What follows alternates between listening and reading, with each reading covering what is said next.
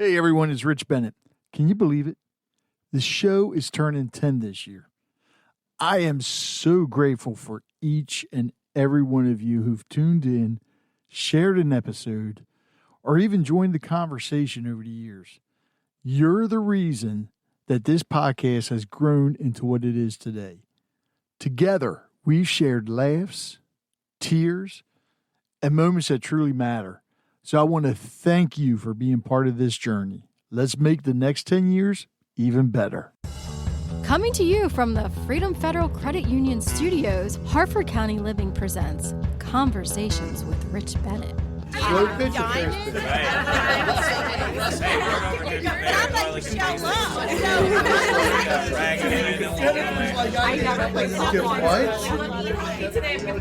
probably these sexy parts of working. Okay. No. The truth is, what if the voice of addiction had a name and talked back? In today's powerful episode, we're diving into the mind of someone who didn't just battle alcoholism, he gave it a name. Dr. Larry Smith, author of Johnnie and Me, Facing the Voice of Alcohol Within, brings us a raw, deeply personal look into his decades-long struggle with alcohol, trauma, and the redemptive journey of recovery. Larry's not just a survivor. He's a storyteller, a guide, and a voice for those who are still in the fight. From confronting childhood trauma to navigating relapse and redemption, Larry's writing and message are brutally honest and deeply hopeful. He even will give us a glimpse into his next bold step, his upcoming novel, 2084, The Neuroxone Conspiracy, a futuristic look at addiction, Big Pharma, and the soul of recovery. So this is more than a story about addiction. It's a story about resilience, truth, and what happens when we finally face the voices within. All right, so Larry, do you go by Dr. Larry? Just call me Larry. Just don't call you late for dinner, right? You got that right. All right, so I want to get into the memoir, John, and correct me if I'm wrong, but it is a memoir, right? Johnnie and Me? Yeah, it's a memoir. Okay, and it's raw. It's a raw, honest look into addiction.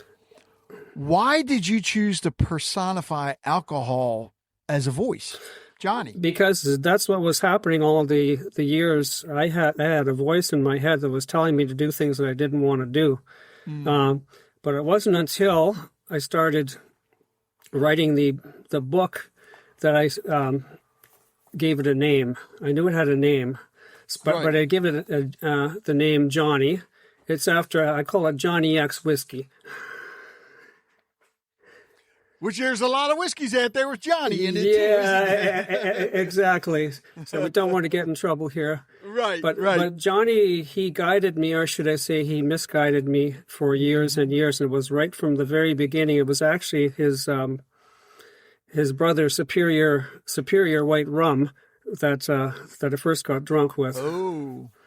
And he passed me on to Johnny. And I was 11 years old when that happened. 11 years old? 11 years old. I wanted to see, I wanted to know what it felt like to get drunk. And I'll tell you, Rich, that was the best feeling in my life. I thought that was the best, absolute, the highest goal in my life. I had got there. And of course, the next day wasn't that. But I spent 30 years trying to figure out how I could get the great feelings, the high feelings, without getting sick and throwing up and making a fool of myself. And you know what? I never found it. Yeah, I think that's kind of hard to find. Yeah, there wasn't any. Wow. Holy cow. So I take it at 11, the reason you wanted to do it was because of the childhood trauma that you faced? It came shortly after that, but I'm not sure. It's a hard question to answer. I was curious. I would say if I could go back in time, I was curious. I just wanted to see what it felt like. Wow. I got to admit, I think the first time I tried it, I may have been right around the same age because my parents would always have parties. And I remember my father always had his go-to at the time was Ancient Age. which I believe was a whiskey, not a bourbon. Okay. And me and my younger brother always wanted to try it. And my father decided to have a party. And he said, okay, you guys want to try that bad? I got you your own bottle. And me and my brother drank that bottle. And we were drunk off our tails. But the next day, we were feeling fine. Later on, we found out that we didn't drink Ancient Age. My father filled the bottle with ginger ale. Oh, my goodness. Which was probably a good thing, probably a very good thing. But the funny thing is, I really never, afterwards, I wasn't a big fan of whiskey. I became later on, I became a fan of beer, but not really whiskey. Maybe doing shots here and there. That was it. It just, I don't know. Something about whiskey doesn't have that carbonation. Yeah. Oh no, it doesn't even taste good. No, it was nasty. But people were laughing because they said me and my brother looked like we were really drunk. We were doing all kinds of crazy stuff. Yeah, it's like, oh, okay, all right. So you started at 11. Yep. Now, how long did this continue for, or did you? Was that the first time you took a break from drinking for a while, or what? Well, it started. Walk us through that. I started at 11, and then basically the drinking age was 21, so it was hard for us to get alcohol. Right. So we would go fishing outside the liquor commissions to try to get people who were 21 to buy the liquor for us. Which, so that went on for a long time. So yeah, 12, 13, 14. By the time I was 14, basically weekend alcoholics, trying to hide it from the parents. Which, right. Of course, we did for the most part, but there are some times when you don't and you're throwing up or come home drunk and get in trouble. And oh boy, did I get in trouble the very first time. Oh, and I paid. Oh, I bet. I paid for it. But it was a whole thing of getting caught was the worst thing with the punishment from the parents. So I learned from a young age I must hide my drinking. Okay to get drunk, but these parents, they don't know anything. Yeah. Yeah, and in the book, you actually talk openly about the childhood trauma and how it shaped you. So how did those early experiences feed into your later struggles with alcohol? Could you reword that just a little differently? I'm not following. All right, so your early experiences with the childhood trauma that... Oh, yeah, they're talking about the priest, yeah. Yeah. Yeah. So how I'm sorry, go ahead. Yeah, that basically... It's about keeping secrets, as the priest told me. This is something you can't tell anybody. Of course, I tried to tell my parents who wouldn't believe me, but my sister luckily did believe me. Right. But I learned from then is you can't trust parents. I could trust my sister, but with anything serious, you must have secrets. So this is held with me. And getting drunk, you couldn't show the parents, you couldn't show the adults that you were getting drunk. Nor could you tell them anything serious because they wouldn't believe you. So that went on for a long time, hence not having authentic relationships because I don't trust people unless I have a snootful. That's the old-fashioned way of saying it. So yeah, that was ground in from a young age, and it wasn't until I got into recovery, and that's basically what got me alive, was the heart-to-heart connection with another human being, saying, here's what I'm feeling, and I'm looking at a person, excuse me, and I'm feeling their feeling, going, man, brother, I know what you're going through. Just hang on, you can do it. And it was so authentic, and that was the lifeline that got me through. Up until then, I could talk to people. I mean, I could fake it, but there was no authentic relationship. As you know, especially with women, I was always hiding things. Wow. And you said when you went into recoveries when. You more or less opened up. How long ago was that when you went into recovery? The first time, right? First time I tried was 1997. That only lasted about 3 weeks because I got back to work. I tried to get back to work, and I put work ahead of recovery. 1999, same treatment center, and they made sure that did not happen again. So they made sure I got drug tested. They made sure I had all the meetings set up all across the board, and I had check-ins. I did aftercare. So they were really watching me, and to this day I thank them. And as the doctor who was supervising me, we butted heads right in the beginning, but then after a while I respected him, he respected me. we both worked hard at it. So yeah, 1999, wow. September 22nd, 1999 is the last time I ingested anything, alcohol, drug. So it's 99. Yeah. Wow. So we're coming up to 26 years. All right, but you had relapsed at one point, didn't you? No. You didn't? Okay. No, it's between 97 and 99 is where I was still out there. Okay. Well, I want to talk about long-term recovery for a minute here. Okay. Because I want to understand, for those people that are listening, I mean, you have all types of different addictions. You have alcoholism, you have the different drugs, porn addiction, food addiction. Absolutely. You name it. But what do you want people to understand about long-term recovery and how relapse can happen actually even after decades? Okay. What I would like to get across too is your disease is outside and it's doing push-ups. It's waiting for you. So unless you you must have a plan every day. And people get sick of me talking about it at meetings, but I have a plan every day that I go through. Number one is I'm starting off with a journal. I read a meditation. Smart. I eat 3 meals a day plus snacks. I exercise. I connect with people. And I ask for honest feedback, and my partner, Lori, is probably the best with that because she's my biggest fan and harshest critic. And if I'm not sharing or doing something, she sure as heck tells me about it. Good. So on a daily basis, we must do those things. And tonight, the day is planned where I've got family here. I'm blessed to have Lori's daughters, and we got the grandchildren. Having an early meal so I can get to a meeting, which I'll probably end up chairing. So that's basically, you have to have a plan, and you cannot let it slide. Right. That is what I'd like to get across with relapse. That's why people relapse. And if you're having trouble with outside things, go get help. Not everything will be solved by the recovery program. If you need medical conditions or if you need mental health issues, you need to talk to the experts in that field. Yes, absolutely.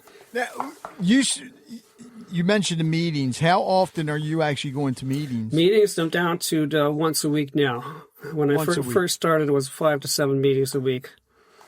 Wow. Yeah, it was.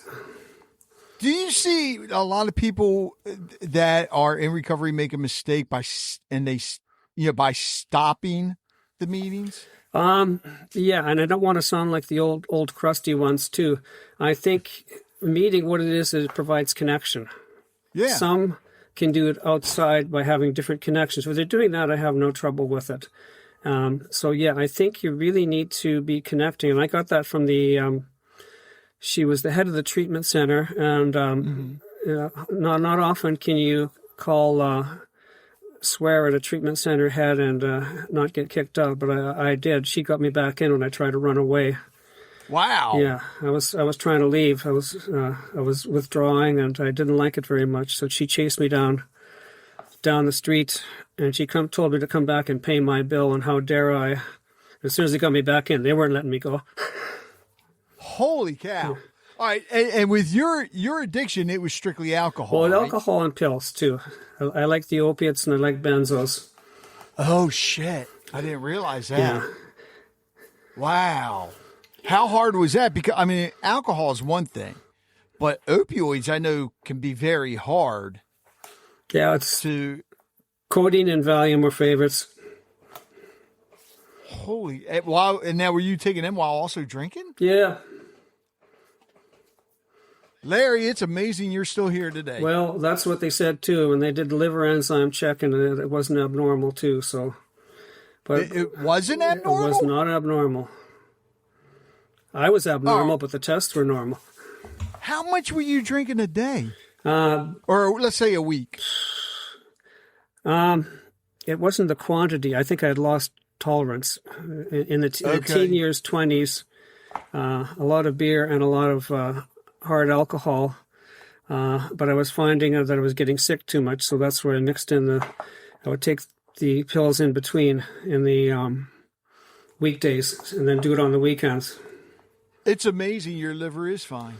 Yeah, well, it could still go on me because a friend of mine was sober for a number of years, and he ended up getting cirrhosis after he was sober for years and years and passed and passed away. Still could happen, but I've had several doctors say no, but you never know. And if it does happen, well, that's my doing. All right, something very important, because I don't think a lot of people, especially those in recovery, they may not do this. Dad, do you get checked up once a year at least For liver and everything? Yeah. Well, I did have a doctor. I was getting it done too. Up in Canada, we have about half the population without a GP, so it's next on my list. So with that, well, all right. Oh, general practice. Yes, you call it primary down there. Yeah. Yeah. Yeah, I had a lovely, great doctor who did all sorts of testing on me, full blood panel, cholesterol, liver, and I talked to him frankly, and he told me how lucky I was too. All right, so I didn't realize that half of Canada is without a general. That's scary. Do you guys have like urgent cares and all? Yeah, we have the urgent care you can get in. Okay. But what's happening is no one wants to be a general practitioner or primary practitioner. They want to go into the specialties. Why is that? Just the way it is. It's too much work setting up and running a practice. They want to just plug themselves into a building and just do medicine. But it's needed. And yeah, I don't blame them. It's the problem with the socialized medicine. It's good in a lot of ways. You get the access, but they were putting too much burden on the general practitioners.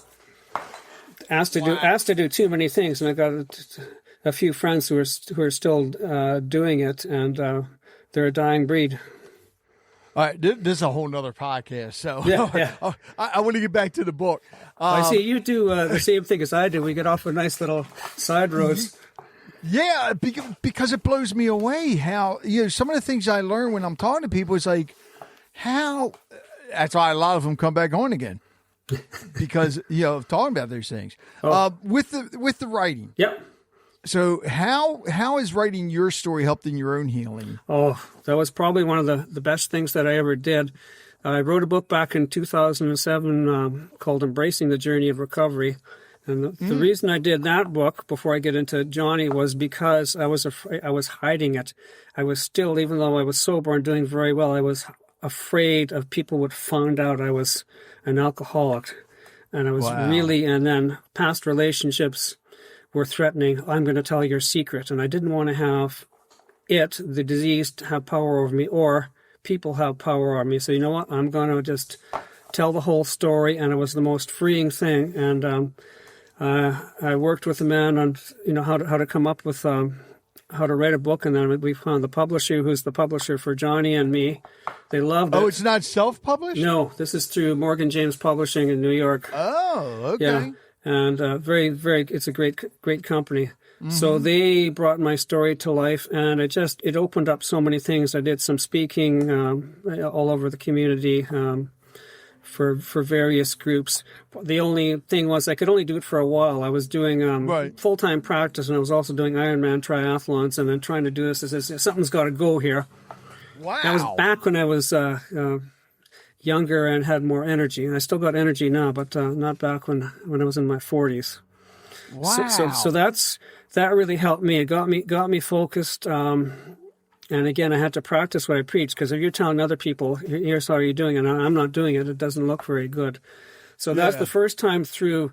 The second time through with why I was writing the book was because it was COVID, and that, without going into specifics, I said, I need to pick up a few good habits here. Number one is I learned a different way of doing meditation, which I did every day. I got it for Wayne Dyer. It's called Getting into the Gap.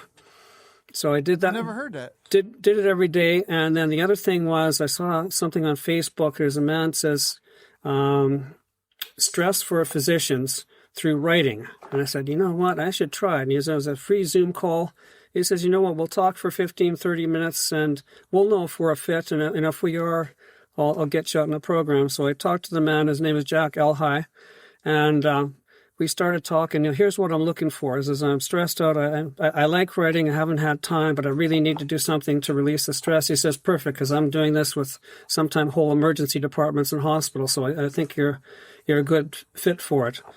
So we decided we go for a course of 8 sessions. We do an hour Zoom. He'd give me reading assignments, and he'd give me writing assignments, and then correct them. So I started writing stories and gathering them. A lot was based on the experiences through alcoholism.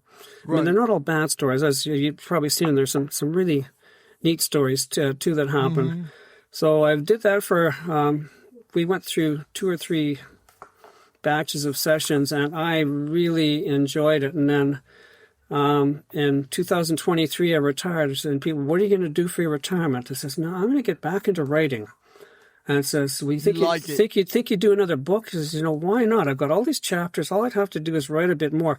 Only thing I had trouble with was, how do I put it together? I really didn't know how to. He says, you know what? I'm just going to start doing it, and then I'll ask for a little help. And, lo and behold, I said, man, I think I can do it. And I was just about ready to re-edit it again. I said, you know what? I'm going to try my last publisher, which was David Hancock from Morgan James in New York. I said, I wished him a happy birthday, and then he gets back to me a week later, and he says, that's great. He says, I've got a little pitch for you here. I've written a book. Would you like to take a look at it? He says, sure, send it down.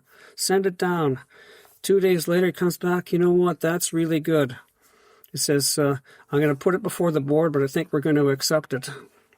Wow. So I was thrilled. I was absolutely thrilled, because then we had to get into the serious business of editing. But he remembered me from before. He said, oh, we loved you from before. And it says that we really like it. And it's a message that people need to hear. They are absolutely. And as you well know, and everybody has a story. I look around a room, and these quite unassuming people, you look around too, and it's amazing where people come from. So that's why I say I'm not special at all. I'm just one of a group of many, and I think that is the message I try to get across too. Is we're looking too much at the end stage disease, the poor people down where we live on Hastings in Maine, East Vancouver, and it is a tragedy. But you don't hear the stories about the people who are making it, and right. I think everybody should write a book. And if we have all these stories, then the media is going to get drowned out with all the bullshit that's going on with exactly. Don't get me started on Safe Supply either. But no, you're 100% right, because this is something that I found out when I started doing these.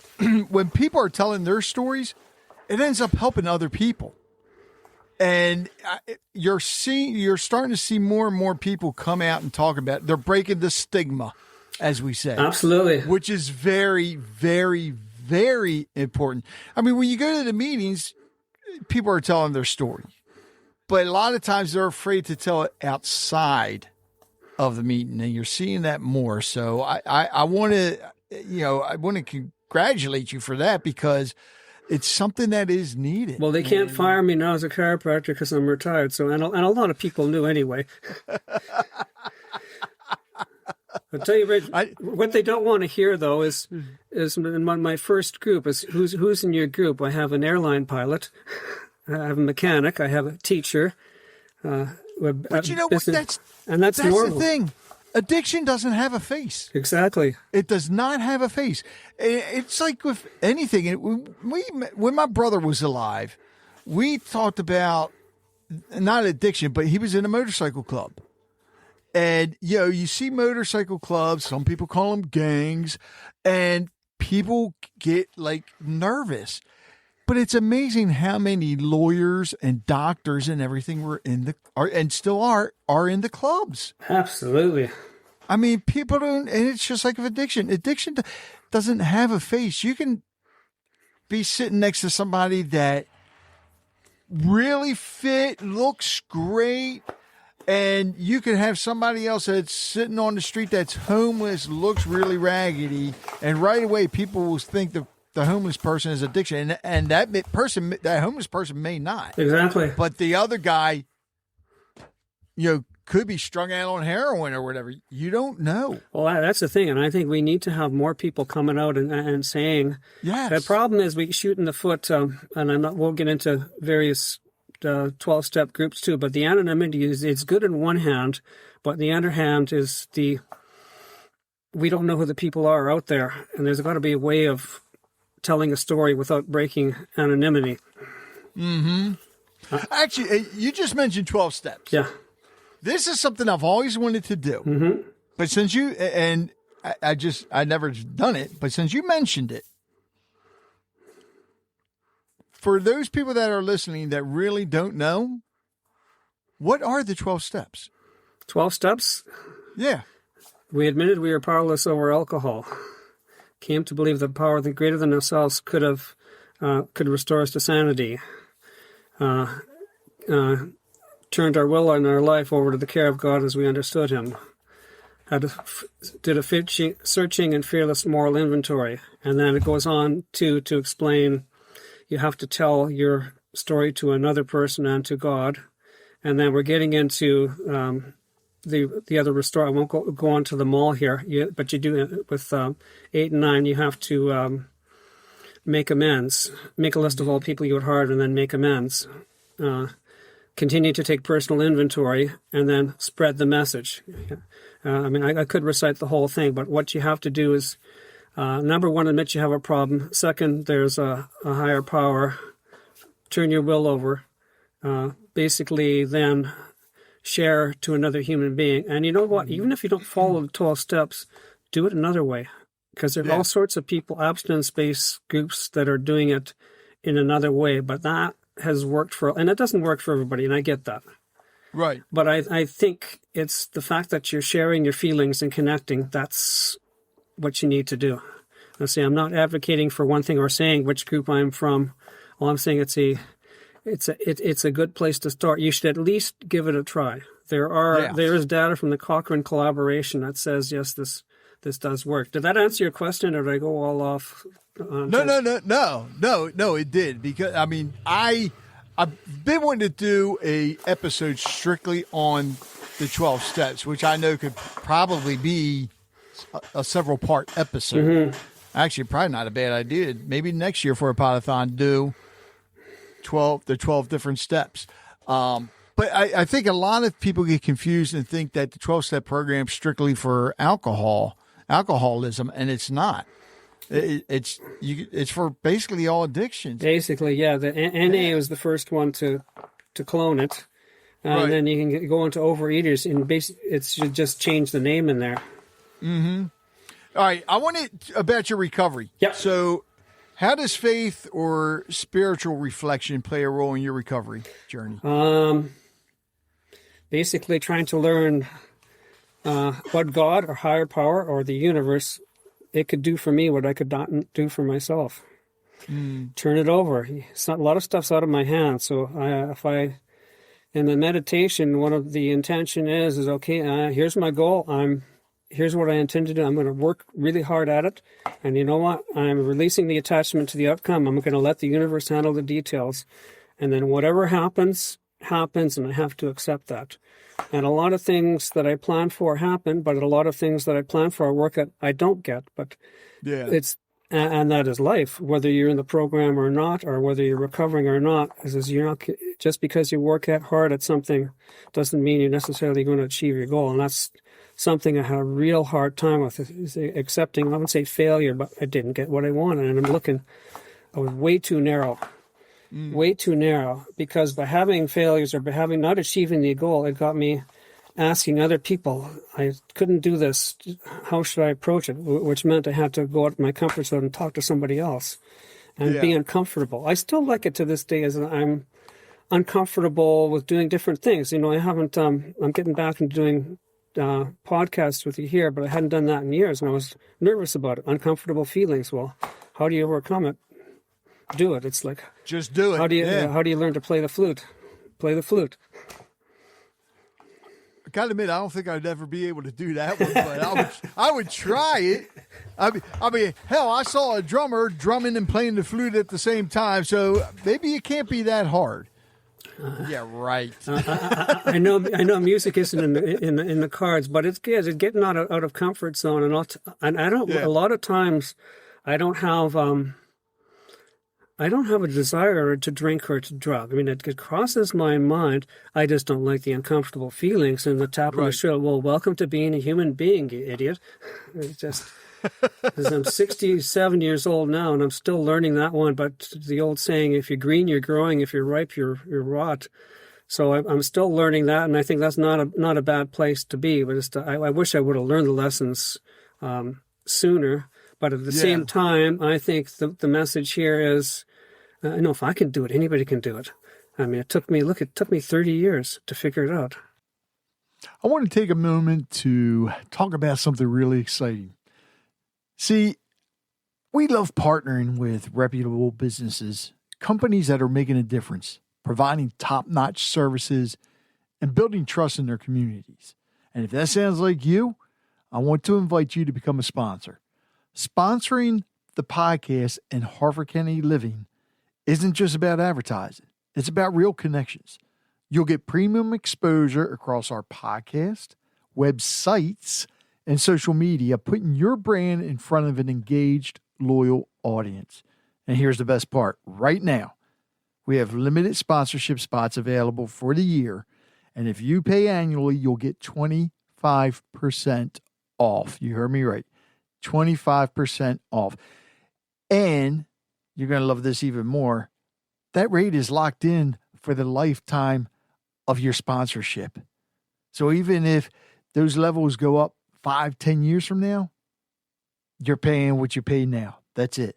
So if you're looking for a strategic way to grow your business and reach the right people, let's talk. Email me at richbennett@danben.com. That's DANBEN.com. And let's make 2025 an unforgettable year for your brand and into the future. All right, so with your faith at any time, especially before recovery, did you lose faith? Oh, yeah. I had a long talk with my mother. She said, why have you given up on God? Why have you turned your back on God? And I said, no, I haven't. Ooh. I haven't done that, but it's the church because of the abuse from the church, and we had made amends by the end too with what had happened and regarding that situation. But I lost faith in basically the agents of God, which happened to be the organized religion. And I've lessened up on that because I've met an awful lot of nice people who practice what they preach, so to speak. So, yeah, you'd say I had turned my back on, I'd say, organized religion, but I knew there was something out there. And people who saw me suffer, they knew that. Like the kindest people knew. There's a nice kid under there who's struggling. We hope you get there, but the only way you're going to get there is you got to put the plug in the job and stop taking these things. Because your priest told me that too. You're trying to get close to God, but you can't if your mind is all filled with all that crap. So lose faith. It was there, but it was jumbled. It was hidden underneath Johnnie and his compatriots. Johnnie is vicious. Why do you need them when you can? And I spoke with his voice in the book quite a bit. It was. Why do you bother going to church? You just stay at home with me. Have I ever let you down? I give you the warm feelings. I've always been for you. I've never turned my back on you. Wow. So that's where I went. So I'm going to turn to you, even though 3 hours later I'm puking in the toilet. Head pounding. Can't remember what I did. And then the next day, do it all over again.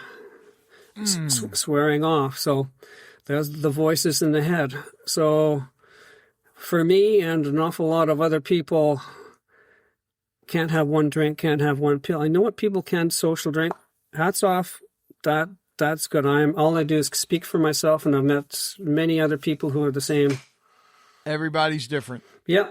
No two brains are the same. Exactly. And that's why I like sharing. Tonight we're getting a lot of different people in. I'll hear a story from somebody, be they have 1 day sober or 50 years sober. I'll learn something from them, and they'll learn something from me, which is why when I'm asked to share, share, because maybe somebody needs to hear something.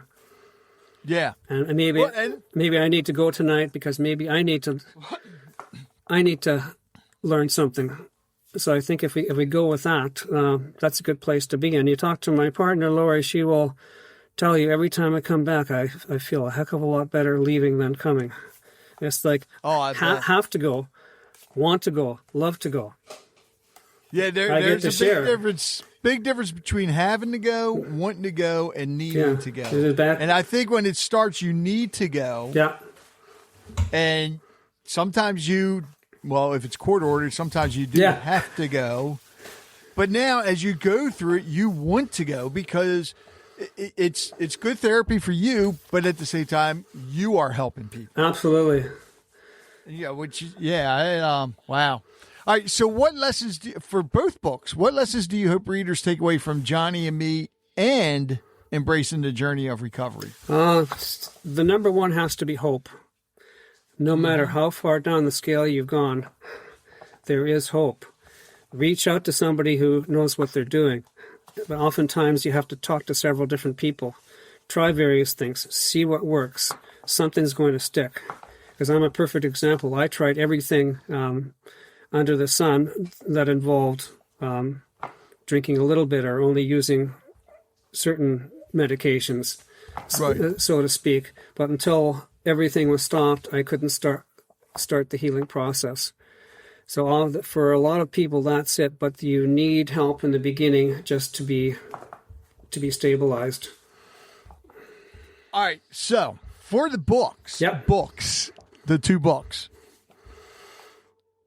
are there any plans of bringing out an audio version? Well, I would really like to do that, and I'm going to be speaking to my publisher about it because I've had some interest also too in translating into Chinese. I've got a woman who wants to bring that to hundreds of millions. Wow. So we'll see how that goes, but a step at a time. I've got to get this book out here. Right. We got to go. And so I think everything is open. Audible I really like because if you get the proper voice in there, and I like talking, but when I did it for my chiropractic side, I had a professional doing the voiceover, and I'm going, oh, wow, what a difference. If you have a proper narrator, story is really... That is the one thing with audiobooks. Sometimes the writer is not comfortable doing the audio themselves. But I'm sure you know people that would do it for you, probably at no cost as well. Just saying. Well, you know what? You've stoked the brain. Sometimes I get carried away with what I'm supposed to be reading because I go off on a tangent and then start using language I shouldn't be. And I didn't know how strict you're going to be on the broadcast here because my publisher they're very strict with language. And you know what? I don't miss it. I was kind of sorry I had to remove a few words, but they say if you take a look, if you really have to, they're not that strict. But I think it's good to have a standard. Here's the thing I discovered when I started doing this. Things are going to happen. So nothing was explicit, and I would have to put in the beeps or take out the words. And then when I started talking to people in recovery and they get into their stories, words are going to come out. Plus, I had an author on who wrote a book that had the F word in it. Kind of hard to bleep that out. Yeah. So for a while, I was just marking certain episodes as explicit. Now I just mark the whole podcast as explicit, even though not every episode is. But when you're hearing the stories, and the words are going to come out. Yeah, and I think that's what gives the realism. If you're going to do doing something auditorily, and that's part of the story I was telling you about Jane, and she got me down there, and basically I called her a fucking bitch. And she looked at me, and 2 days later I met her and we talked. She asked me how I was doing. I'm doing better. And then she talked to her peers. It's like, yes, I am a bitch, aren't I? But you know Yeah, what? But that was the alcohol talking, wasn't it? Yeah. So there's where we go. Is depending on the form, I don't mind doing it, but if it's going to help me help the story and help one stop drinking, then I'm going to do it. Yeah. I'm passionate about it. As you can tell, you're passionate about it. Oh, I am. And with passion, I played a lot of sports, and as part of the self-talk during Ironman, going up a hill, and I'm tired, and so I hear the little voice saying in my head, "So, buddy, are you grateful now? You little son of a bitch, are you grateful?" And I said, "Yes, I am. You're not going to stop me." And I literally would hear that. It wasn't necessarily John. It was some other voice going. Yeah. So little Miss guy who preaches, are you happy now, or are you content? And I'm going, yes, I am. I'm nearly dying. Wow. All right, I want to talk about first of all, those of you listening, when you purchase the books, Johnnie and Me and Embracing the Journey of Recovery, make sure, actually, go to drlarrysmithauthor.com because you can actually get an autographed copy, if I'm not mistaken, right? Yep, absolutely. I'll put the signature in there, and I've been writing in little notes to everybody, too. All right, so make sure you purchase it from his website. Again, that's Dr. Doctor spelled out, LarrySmithAuthor.com. Purchase the books. After you read them, then you go to Amazon, Goodreads, or whatever, leave a full review, and then I'm going to challenge you listeners to do two things. Purchase some copies for other people that you know would help, but at the same time, purchase some copies either for a treatment center or recovery home and give it to them as a gift as well. All right, so your upcoming novel, 2084, The Neuroxone Conspiracy. Oh, yeah. It sounds like a fascinating twist into like sci-fi and societal critique.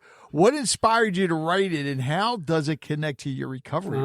This book is sort of dedicated to a person he's no longer with us. He was the head of a treatment center. He was actually there when I was going through, and while I was recovering, he kept on saying to me that the pharmaceutical companies are hijacking recovery. It has all become about which drug are we supposed to take to stop them. Yeah. And there is a place for it, and I've said that as being a chiropractor, not using medication, judicious use of medication, I have no problem with. I say that right from the very beginning, but now it seems there is no option. We're having people on medically assisted treatment, and again, that's fine. Get through the withdrawal, but my question is, when does it stop? Is it 3 days, 6 days, 1 week, 6 weeks, 30 days, or never? And so basically the Neuroxone Conspiracy was, I said, you know what, Suboxone is the one they're using now. I'm going to make a molecule. I'm just going to add I'm going to go back to my organic chemistry, a little OH group off the carbon ring, and we're going to make it into something called Neuroxone. And then it's going to work even better. It's going to suppress all the cravings and work really good. But the only thing is of course, the drug companies are going to love it. But after 5 years, what you don't know is for a certain segment of the population who carry a certain gene, they're going to start to develop cancer. But of course, these studies are suppressed by the drug companies. They never see it. And even if the people do get the cancer, they're going to say that it's basically from the lifestyle of what they lived before. And it doesn't happen to everybody, but it's 10%. But if you go to 10% of millions of people, a lot of people are dying. And not only that, too, but because you're going in, I said 2084, it could have been, my editor said, you could have gone 20 years ahead and it would still apply. They've even been able to go back in history. Yeah, exactly. They're mandating this work so effectively. Abstinence-based is no longer an option, so we're going to start shutting down the meetings. So it reminded me of COVID, vaccinations, mass there's no exception. There's no exception. And I'm not an anti-vaxxer by any means, but I saw the two extremes and the fighting that went on. Ooh, when are you expecting this novel to be published? Well, it's been accepted for publication. I'm going through the editor. I'm hoping 6 to 9 months. Oh, I cannot wait for this one. This sounds like it's going to be good. Yeah, I really had fun, and I actually put myself in as a character, speaking up against the chief medical officer for Canada. And my question was to them: you've dedicated your life to helping people, saving lives into addiction, and I commend you on that too. But I ask you a question: is what would you do if one of your loved ones was down on Skid Row and dying? Would you be happy with safe supply and safe injection sites, or would you haul their ass out of there, detox them, get them to an abstinence-based recovery center? And of course, you know the answer. They don't answer it. Exactly. They don't answer it, and this is what we're getting. And this was answered by our 3 federal parties. Someone asked a question too: is what would you do? They're talking about a 2-tier system, but it could apply to this. Right. What would you do if it was your loved one? They all said, I would do what is necessary to protect myself and my family. And you know what? I could commend them on that. Mm-hmm. But that would mean the same thing. If to protect them from their family, you wouldn't be letting them go from to being revived with naloxone to getting safe supply and have them cycle through. And it's a horrible tragedy. Yeah. So that's the big argument going there. And without getting into the whole politics that we don't have the money, I think we just need to have more conversations. And I would like to see people with recovery get a seat at the table. If not me, somebody else. We need, and we did have that in Alberta. It was a recovering addict. Marshall Smith was chief of staff for addiction, and then also chief of staff. Wow. Yeah, because she believed, well, why are we asking? Medical expert is fine. We need that, but why aren't we asking somebody who's made it? Yeah. So this is my question, and it's going to piss off a few people, and I will take flack for it, but too bad. Yeah. Because the other way, it's not working, and I have the greatest compassion for those suffering down there, and some don't have access to it, and I get it. But why aren't we getting them before them? Where's the prevention? Where's the treatment? Mm-hmm. I don't see it. Where's the law enforcement? Yeah. All it is the harm reduction, 90%. But we're saving lives. Yes. What are you prolonging the agony? And we can have this argument, or we can actually, let's get everybody from every walk of life around the table. How are we going to fix this? That is all I'm asking. Well, and you have to fix it, because the other thing is too, and a lot of people don't even look at this. You hear about the children are the future. The children are the future. Well, if you don't fix addiction today, there may not be any children of the future. Yeah. Because even the children, look how many children, well, addiction is hereditary. Some addictions are hereditary, and the child picks that up. Some of them just don't have a chance. Like it's almost from the very first time. It says you could not drink till you're 30, and the first time whoa, I like this. Uh-huh. I mean, some are just like it. All right, so with 2084, yep. Can you see it becoming a movie? Oh yeah, absolutely. I love that. Absolutely, I would love that. Well, my authoring coach, I should ask him, because he wrote a historical book called The Nazi and the Psychiatrist, where the psychiatrist who looked after the Germans, the Nazis, after World War II, especially Hermann Goering, he went into the whole issue of what the conversations were like if they were fit to go to trial. That is now a movie called Nuremberg. It will be released in theaters this November. And the star is Russell Crowe. So this is a true story, but it's based on his historical collection of what actually happened. So I think a story like this, I haven't heard. There's lots of dystopias around, and that's where the publisher told me you need to have it from the medical thriller point of view, because there's lots of dystopic, but this one hasn't really been told, is we're banning abstinence-based care because we need to fix the problem. The only way is through the drug. And the drug company, you can be rest assured, and I'm basing this on Purdue Pharma and Richard Sackler, there are evil people out there who would do it. Oh, yeah. And again, sidebar is judicious use of medication, and I know this is the listeners too. You're taking medications that are needed, and I'm not against that. I really think when it is necessary, but when it becomes you have no choice, you must take this. That's when I have a problem, and that's where this book is going. Because again, my mentor, who's dead, said the pharmaceutical companies they're trying to hijack the whole recovery movement. Trying to hijack a lot of stuff. Actually, I want to go back a minute to the book Johnnie and Me. Yep. Tell us about Neil and Gary. Neil's a person who is basically what I've just been talking about. He's okay. I had a feeling. Yeah, that is him. He died a couple of years back of cancer, and Gary, I'll tell you a little story about him. I was in recovery, trying to get into recovery, and he was always there by my side helping me. He knew that I had relapsed, and he came to the treatment center and wanted to take me to a meeting. So I knew I had a great friend in that. And that man stood by my side, excuse me, through thick or thin, and I love him. He was just a big, lovely teddy bear. And there was one time I wanted to go to the meeting, but I was afraid my ex-wife might be there. She says, come on. So you can handle it. I'll help you. But I was afraid of everything. I was absolutely afraid of everything.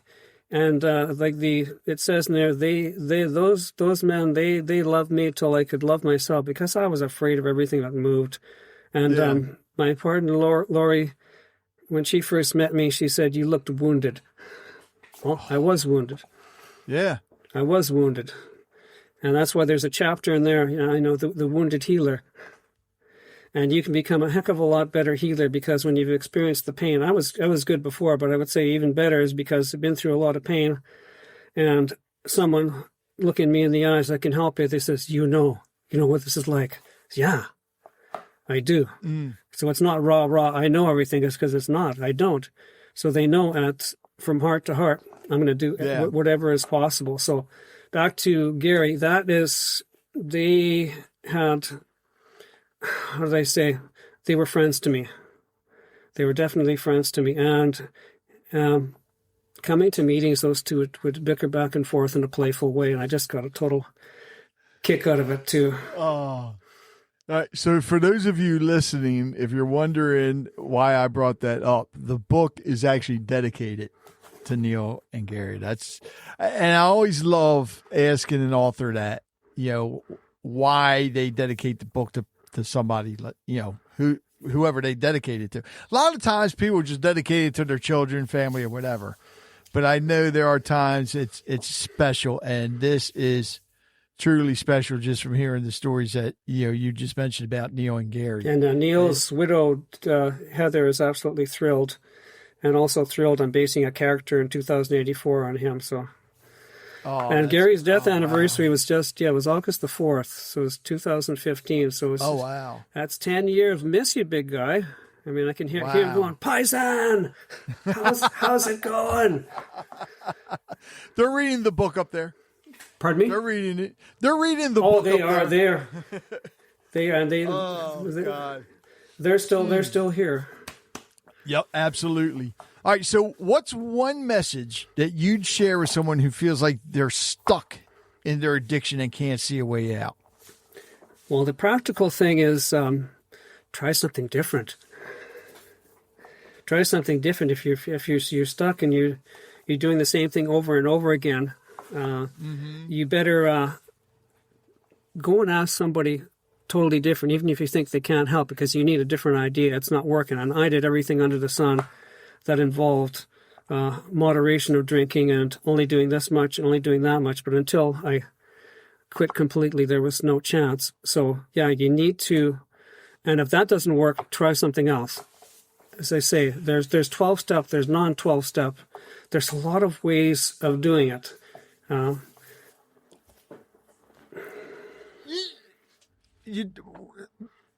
We know there's medicines and all that out there. I've had people on that have talked about a holistic approach to help them quit addiction. With you being a retired chiropractor, do you know if there's anything, maybe something that's being worked on, maybe in the future, who knows? Because me going to a chiropractor, I'm just amazed at how much chiropractic care helps me. Do you know if there's anything in chiropractic care that helps with people in recovery? Yet. Yeah. I think nothing definitive as far as, if we're going to consult my friend, Dr. Thomas, he's a researcher plus a clinician, he'll find something out there that will increase the state of well-being. Mm-hmm. And that in itself will do it. But as far as any specific research-wise, I would say no. But if we talk to individual chiropractors, they probably have their own ways. They probably have nutritional supplements. They probably have different ways of healing that will help. So I would say in that sense, they are out there. In my sense, all I was getting a heart-to-heart connection. And people, what should I do? Try this, try that. Yeah, says it'll help. So I'm hoping there is, and like I say, that would be lovely. I'd be all for it. Hopefully, it'll be before 2084. Between 2084. Did you like the way I did that? You've got it. You've got it. All right, so Larry, before I get to my last question, is there anything you would like to add?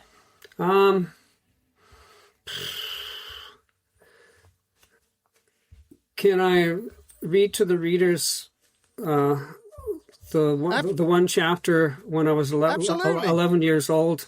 It's called "I'm 11 years old, my first drunk," and then they will see how exactly I felt. And it's in stream of how to say it's in train of thought, and actually I can remember back that far. So this is chapter 5. It says, "I'm 11 years old. I see the unguarded bottle. I chug and chug and chug. It tastes horrible. My mouth and throat are burning. All of a sudden, something amazing is happening. My life is being transformed. I feel light. I can breathe. I feel 10 feet tall. I have to tell my friends how wonderful I feel. I'm definitely going to play football for the Winnipeg Blue Bombers. I can do anything. What is so bad about being drunk? I'm so grown up. I can handle alcohol, no problem. I can't stop laughing. I want to sing. I want to jump. I want to run. I want to dance. Look at me. I'm so smart. I can figure out anything. My parents don't know anything. Why am I having trouble walking? I think I just fell down. That's okay. This is so cool being drunk. But everything looks so fuzzy now. Where am I? I don't know where I am. I'd better hide before I get caught being drunk. I've got to get back home. Can you guys help me? Everything is getting blurry. I feel sick. I think it's too late. I'm scared. I'm cold and lonely. I've sinned. I hate throwing up. Why is this happening? Oh, my head hurts so much. What happened? Did I get caught drinking? Oh, shoot, I can't remember what I did. Mom and Dad are arguing. I can't remember, but I think they were yelling at me. My sister Linda saved me again. My guts ache. My head is pounding. I think I'm going to die. I feel so alone. How did I get here? I don't want to be here. How do I get out? Please make the pain stop. I can't take it anymore. The pain is awful. I think I'm going to die. God help me. Help. Please help. I can't take it anymore. If I survive, I'm never going to drink again." Wow.